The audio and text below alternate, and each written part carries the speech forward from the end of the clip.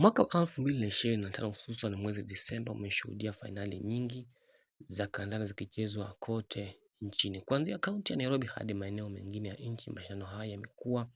jukwaa muhimu la kukuza vipaji vya vijana, huku wanasiasa wakijitokeza kudhamini na kutoa vitita vikubwa vya pesa kwa washindi kama njia ya kuendeleza michezo na ajira mbadala kwa vijana.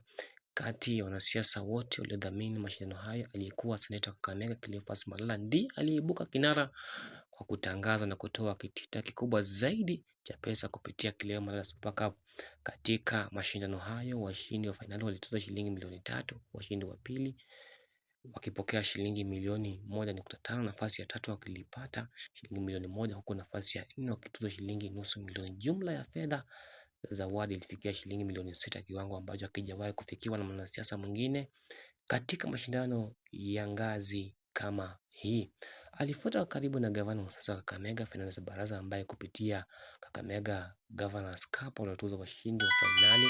shilingi milioni 2, huku washindi wa pili wakipokea shilingi milioni 1.5, washindi wa tatu wakipokea shilingi milioni 1, huku nafasi ya 4 wakipokea shilingi nusu milioni, kiasi ambacho kilimweka nafasi ya kwanza miongoni mwa gavana, nafasi ya pili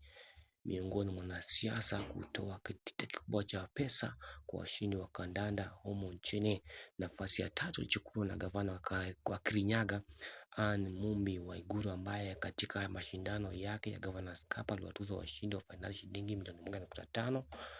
akiwa miongoni mwa gavana waliowekeza kwa kiwango cha juu katika kukuza soka la vijana. Kwa jumla, Cleophas Malala, Fernandes Baraza, Anne Mumbi Waiguru